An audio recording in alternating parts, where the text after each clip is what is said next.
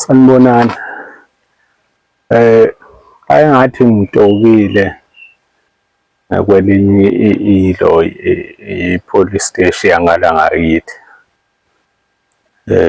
Uma sihleli la khona omunye nje umuntu esasiboshwe naye owangixoxela indaba yokuthi wangena kanjani, waboshwa kanjani.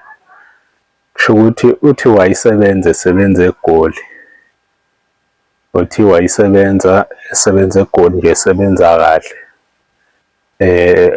enomakoti. Kusho ukuthi ethathe umakoti, sanda kuthatha nje umfazi. Kubo uthi uhlala kubo. So kubo kunomfowabo ohleli nje ogada ikhaya, yabo, ogadeni nemfuyo. Hhayi, uthi njengoba ethathe lo makoti nje uyabuya, unokubuya nje uma Good Friday nangoJune. Kusho ukuthi udlulisa 3 months abuye, nangabo September nangoDisemba ubuya kanjalo lo muntu. Uthi wathi ubuya nje, ubebuya kanjalo, abuye ngoDisemba, abuye nge-Good Friday, abuye ngoJune, abuye ngoSeptember, abese sebuya nangoDisemba. Uthi wabuya ngoDisemba bese wangabuya ngoMarch, wabuya ngoFebruary. Uma ufika ebusuku, ngoFebruary afika ebusuku. Uma ifika afike athi wafika nokhe la endlini yakhe, la endlini la ebelala khona nomakoti lo wakhe, anokhe khona. Hhayi, kungavulwa, aphinda anokhe, ezwe sekuqhuma isililo, khala yena ulo umakoti wakhe lo. Hhayi, zama aphusheke isicabha avule lo umakoti wakhe. Athi mayethi umfowabo lo unqunu nomakoti wakhe lo, abese sethi athi umakoti lo umfowabo ubefuna ukumdlwengula.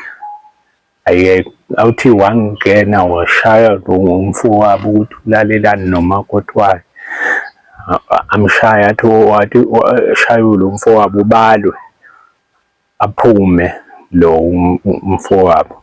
So kube kuwukuthi amyeke angene kalale. Abese sethi umakoti oyilona, athi umakoti wakhe lo muntu lo uzoya emaphoyiseni kusasa, bavumelane ngalokho naye lo makoti walo mjida lo uRasta, cause lo mjida lo esasiboshwe naye wayene-dread. So ngizothi uRasta cause igama lakhe sengalukhohlwa. Hhayi-ke balale kuRasta nomakoti wakhe. Kube kuwukuthi nje baplana ukuthi kusasa uzohamba ayovulela umfowabo uRasta, umakoti kaRasta uzoyovulela umfowabo uRasta icala lokudlwengula. Hhayi-ke ahamba ambuze ukuthi amphelezele yini, athi hhayi akamphilezeli, ahambe yedwa. Uma ifika lapha owahamba police station abese seyabuya. Uma ibuya athi ambuze ukuthi umvulele icala uhambe kanjani, athi ulivulile, angakhulumi futhi kakhulu, yabo. Hhayi, ukuthi ngazikhathi zasemini iqhamuka i-van.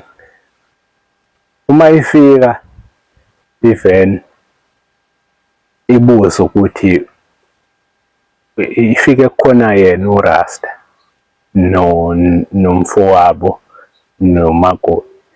Bese iyabuza ukuthi abuza amaphoyisa ukuthi wena ubani, esho abiza igama likaRasta.